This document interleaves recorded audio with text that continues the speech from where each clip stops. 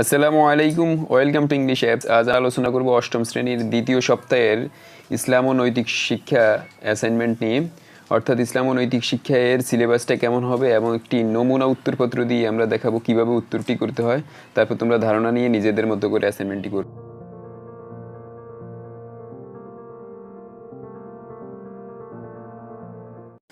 এখন আমরা cover page নিয়ে কথা বলবো। তার আগে বলে নিই, যারা এখন ইংলিশ অ্যাপ চ্যানেলকে সাবস্ক্রাইব করোনি অবশ্যই সাবস্ক্রাইব করবে, নোটিফিকেশন বাটনটি অন করে রাখবে যাতে করে আমরা যখনই অ্যাসাইনমেন্টের ভিডিও আপলোড করি তোমার কাছে নোটিফিকেশন চলে যায়। কারণ একমাত্র অ্যাসাইনমেন্ট নিয়ে সম্পূর্ণ সব সাবজেক্টের অ্যাসাইনমেন্টের উত্তর নিয়ে ইংলিশ অ্যাপ চ্যানেলই ভিডিও করে। সো তোমরা নোটিফিকেশন বাটনটি অন করে রাখবে, তাহলে তোমাদের কাছে নোটিফিকেশন চলে যাবে যখনই আমরা ভিডিও আপলোড দিব, অ্যাসাইনমেন্ট আপলোড দিব। আমাদের অনেকগুলো গ্রুপ রয়েছে, পেজ রয়েছে। তোমাদের যদি কোনো সমস্যা থাকে আমাদের পেজ রয়েছে, লিঙ্ক দিয়ে দিব ডিসক্রিপশন বক্সে। সেখানে তোমরা ইংলিশ অ্যাপ চ্যানেলের পেজ রয়েছে, সেখানে লাইক দিবে। আমাদের ইংলিশ অ্যাপস গ্রুপ রয়েছে, সেটা লিঙ্ক দিয়ে দিব, সেখানে গ্রুপ জয়েন দিবে। এছাড়াও যারা অষ্টম শ্রেণীতে রয়েছে তোমাদের জন্য জেএসসি বেস 2020 নামে একটি ফেসবুক গ্রুপ রয়েছে, সেখানে তোমরা জয়েন দিবে। অ্যাসাইনমেন্ট সলিউশন ক্লাস 6 to 9 নামে একটি গ্রুপ রয়েছে, সেখানে অ্যাসাইনমেন্ট নিয়ে বিভিন্ন প্রশ্ন উত্তর করা হয়, সেখানে তোমরা জয়েন দিবে। এছাড়াও তোমাদের কোনো সমস্যা থাকলে আমার ফেসবুক আইডি ASM আল আমিন, সেটার লিঙ্ক দিয়ে দিব, সেখানে ফলো করতে পারো। এবং কোনো সমস্যা থাকলে ইনবক্স করতে পারো আমার আইডিতে বা ইংলিশ অ্যাপসের পেজে, যেখানে সমস্যা সেখানে তোমরা ইনবক্স করবে। এখন কভার পেজ নিয়ে কথা বলবো। কভার পেজে প্রথম তোমার স্কুলের নাম থাকবে। যেমন আমি স্কুলের নাম উদাহরণস্বরূপ দিলাম, যেমন মণিপুর উচ্চ বিদ্যালয় অ্যান্ড কলেজ, সেটা তোমরা স্কুলের নাম লিখবে, তোমার স্কুলের নাম লিখবে। তারপরে অ্যাসাইনমেন্ট নং, জমাদানের তারিখ। অ্যাসাইনমেন্ট নং দিবে যেমন দ্বিতীয় অ্যাসাইনমেন্ট নং 2। অ্যাসাইনমেন্টের শিরোনাম, এটা ইসলাম শিক্ষার, এটা শিরোনাম দিবে আকাইদ, যেহেতু তোমার অধ্যায়ের নাম আকাইদ তাই এটার নাম দিবে আকাইদ। তারপর শিক্ষকের নাম লিখবে, যে আর পদবি লিখবে। আর প্রণয়নকারী ছাত্র বা ছাত্রীর নাম, এখানে তোমার নাম লিখবে, যেমন ছাত্রীর নাম বা ছাত্রের নাম জান্নাতুন নাইমা ইকরা। বিষয় ইসলাম ও নৈতিক শিক্ষা, শ্রেণী অষ্টম, শাখা ক, রোল নাম্বার 1। বিভাগ মোবাইল যদি স্কুল থেকে চায় তাহলে দিবে, আর না হলে প্রয়োজন নেই। এভাবে একটি কভার পেজ করে তারপর সুন্দর করে জমা দিবে। এখন আমরা সিলেবাস নিয়ে কথা বলবো। তোমরা স্ক্রিনে দেখতে পাচ্ছ তোমাদের ইসলাম ও নৈতিক শিক্ষার দ্বিতীয় সপ্তাহের অ্যাসাইনমেন্টের সিলেবাস প্রথম অধ্যায় সম্পর্কে। প্রথম অধ্যায় আকাইদ সম্পর্কে। তো এখান থেকে 4টা সংক্ষিপ্ত প্রশ্ন করা হয়েছে। প্রথম প্রশ্নটি ইসলাম ও ঈমানের সম্পর্ক খুবই নিবিড়, কথাটি ব্যাখ্যা করো। অর্থাৎ ইসলাম এবং ঈমানের মধ্যে যেটা সম্পর্ক রয়েছে সেটা ব্যাখ্যা করার জন্য বলা হয়েছে। তারপরে 2 নম্বর প্রশ্নটি কপটতার নিদর্শনগুলো কি কি, অর্থাৎ নিফাক বা কপটতার যেই সিনড্রোমগুলো, নিদর্শনগুলো রয়েছে সেগুলো বর্ণনা করতে হবে। 3 নম্বর নবী ও রাসূলের পার্থক্য বর্ণনা করো। নবী রাসূলের মধ্যে পার্থক্য রয়েছে, এটা সরাসরি বই থেকে দিয়েছে, তো এটার পার্থক্যটা আমাদেরকে লিখতে হবে। 4 নম্বর হাসরের ময়দানে কয় ধরনের শাফায়াত কার্যকর হবে সেটা লিখতে হবে। আর পেপার কিভাবে মূল্যায়ন করা হবে সেই সম্পর্কে লেখা আছে বস্তুগত জ্ঞান, নির্ভুল তথ্য, যুক্তিসঙ্গত ব্যাখ্যা প্রদানের সক্ষমতা, প্রশ্নের চাহিদা অনুযায়ী ধারাবাহিক উত্তর লিখনের পারঙ্গমতা, ইসলামের মূল বিশ্বাস বিষয়গুলা সম্যক ধারণা, প্রাসঙ্গিক কোরআন ও সুন্নাহর সম্যক ধারণা, দক্ষতা। এই বিষয়গুলো থাকলে তোমাকে অতি উত্তম বা উত্তম ক্যাটাগরিতে রাখা হবে। তো সেটার আলোকে আমরা এখন একটা নমুনা উত্তর দিব যাতে করে তোমরা বুঝতে পারো। প্রথম প্রশ্ন, ইসলামের সাথে ঈমানের সম্পর্ক নিবিড়, কথাটি ব্যাখ্যা করা হলো। অর্থাৎ এটার একটা ব্যাখ্যা আমাদের মতো করে লিখছি, তোমরা দেখতে পারো। ঈমানের শাব্দিক অর্থ বিশ্বাস, স্বীকার, আস্থা, মান্য, কৃতজ্ঞ। মুমিন হওয়ার মূল শর্ত হলো ঈমান আনা, আর তা হলো 1 নম্বরে অন্তরে বিশ্বাস করা, মুখে স্বীকার করা এবং আমল করা। আর এই 3টি দিক সরাসরি ইসলামের সাথে নিবিড়ভাবে সম্পর্কিত। ইসলামের শাব্দিক অর্থ হলো বশ্যতা, সমর্পণ, আত্মসমর্পণ, অনুগত করা। ঈমানের 7টি স্তরের প্রথম স্তরটি হলো আল্লাহর উপর বিশ্বাস ও ঈমান আনা। তিনি আমাদের রব, বিচার দিনের মালিক, সর্বক্ষমতার অধিকারী, ক্ষমাশীল ও পরম দয়ালু। আল্লাহর যে 99টি গুণবাচক নাম রয়েছে সবগুলোর উপর ঈমান আনতে হবে।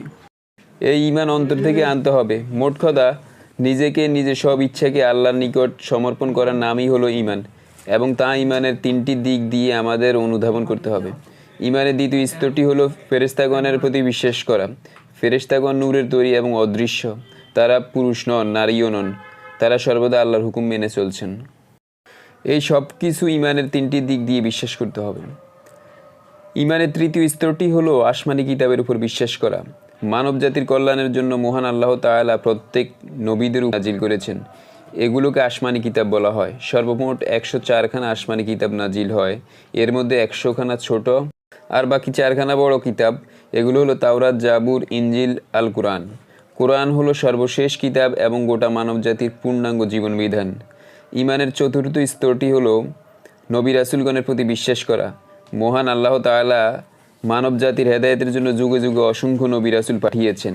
মূলত তারা ছিলেন পথ প্রদর্শক। তারা আল্লাহর বাণী মানুষের কাছে পৌঁছে দিতেন। সর্বপ্রথম নবী ছিলেন হজরত আদম আলাইহিসসালাম এবং সর্বশেষ নবী ছিলেন হজরত মুহাম্মদ সাল্লাল্লাহু আলাইহি সাল্লাম। আমরা তার উম্মত। পঞ্চম স্তরটি হলো আখিরাতের প্রতি বিশ্বাস করা। আখিরাত হলো পরকাল, যার শুরু আছে কিন্তু শেষ নেই। মূলত এ জীবনে শুরু হয় মৃত্যুর পর থেকেই। পরকালে যাত্রা শুরু হয় ধাপে ধাপে, যেমন মৃত্যু, কবর, কিয়ামত, হাসর, মিজান, সিরাত, জান্নাত, জাহান্নাম। ইমানের ষষ্ঠ স্তরটি হলো তাকদীরের প্রতি বিশ্বাস করা। তাকদীর মানে ভাগ্য, যা আল্লাহ কর্তৃক নির্ধারিত। জন্ম থেকে মৃত্যু পর্যন্ত একজন মানুষের সাথে যা যা হয় সবই আল্লাহর হুকুমে হয়। তাই একজন মুমিনের উচিত ভালো খারাপ যাই হোক না কেন, যাই ঘটুক না কেন, হতাশ না হয়ে আল্লাহর সর্বদা শুকরিয়া আদায় করা। শেষ ও সপ্তম স্তরটি হলো বিশ্বাস করা। পৃথিবী সৃষ্টির শুরু থেকে কিয়ামত পর্যন্ত যত মানুষ আছে, আল্লাহ সবাইকে পুনরায় জীবিত করবে। আমাদের সকল কাজের হিসাব নেবে। আল্লাহর বিচার ব্যবস্থা হতে হবে খুবই সূক্ষ্ম ও দ্রুত। উপরোক্ত 7টি স্তর হলো ঈমানের বিষয়ে ভিত্তি, যা আমাদের সবাইকে মনে প্রাণে বিশ্বাস করতে হবে। মহানবী সাল্লাল্লাহু আলাইহি সাল্লাম বলেছেন, ঈমান হলো তুমি বিশ্বাস করবে আল্লাহর প্রতি, তার ফেরেশতাগণের প্রতি, তার কিতাবসমূহের প্রতি, তার রাসূলগণের প্রতি ও শেষ দিবসের প্রতি এবং ভাগ্যের অর্থাৎ তাকদীরের ভালো মন্দের প্রতি বিশ্বাস করবে। এটা হচ্ছে মহানবী সাল্লাল্লাহু আলাইহি সাল্লামের হাদিস। তোমরা ইচ্ছা করলে হচ্ছে হাদিসটা সরাসরি আরবি ইবারতটা হচ্ছে দিতে পারো, তারপর হচ্ছে বাংলা অনুবাদটা দিতে পারো, তো সেটা দিলে আরও বেশি ভালো হবে। আল্লাহ তাআলা বলেন, অর্থাৎ পবিত্র কোরআনের একটি আয়াত, সূরা নিসা 136 নম্বর আয়াত। সেখানে তোমরা যদি পাও তাহলে আয়াতটি লিখবে, তারপরে বাংলা অনুবাদ লিখবে। তো দেখো, যে আয়াতটি রয়েছে তার অর্থ হচ্ছে, আর যে আল্লাহকে ও তার ফেরেশতাদেরকে ও তার কিতাবসমূহকে ও তার রাসূলগণকে এবং শেষ দিবসকে অস্বীকার করবে, সে বহুদূর পথভ্রষ্ট হয়েছে। রাসূল ইসলাম আরও বলেছেন, ইসলাম হলো বাহ্যিক আর ঈমান হলো অন্তরের বিষয়। ঈমান ও আমল এই দুইয়ের সমন্বয় হচ্ছে ইসলাম। ঈমান হলো অন্তরের আমল আর ইসলাম হলো বাহ্যিক আমলের নাম। যে ঈমান বিশ্বাস আনে সে মুমিন, যে বাহ্যিক আমলগুলো করে সে হলো মুসলিম। আমাদের উভয় আমল করতে হবে। তাই পরিশেষে বলা যায় ইসলামের সাথে ঈমানের সম্পর্ক নিবিড়। অর্থাৎ এখানে যে কথাটি বলা হয়েছে, ঈমান হচ্ছে অন্তরের বিশ্বাস আর ইসলাম হচ্ছে বাহ্যিক, আমরা যেই নামাজ পড়ি যেগুলো বাহ্যিক আমল সেগুলো হচ্ছে যে ইসলাম। সুতরাং এই দুইটার সমন্বয় হচ্ছে যে ইসলাম। এই দুইটা থাকলেই হচ্ছে যে সে এক প্রকৃত মুসলমান মুমিন হবে। তাই এইভাবে হচ্ছে আমি আমার মতো করে সাজিয়ে একটা অ্যাসাইনমেন্ট তৈরি করে সেটার আলোকে করেছি। তোমরা অনেকেই বলেছো যে ভাইয়া আমাদেরকে যদি একটা অ্যাসাইনমেন্ট করে সেখান থেকে বোঝানো হয় তাহলে ভালো হয়। তাই এটা একটা নমুনা অ্যাসাইনমেন্ট করে আমরা সেখান থেকে বুঝিয়েছি। তোমরা তোমাদের মতো করে উত্তরটা লিখবে, তাহলে আরও বেশি ভালো হবে।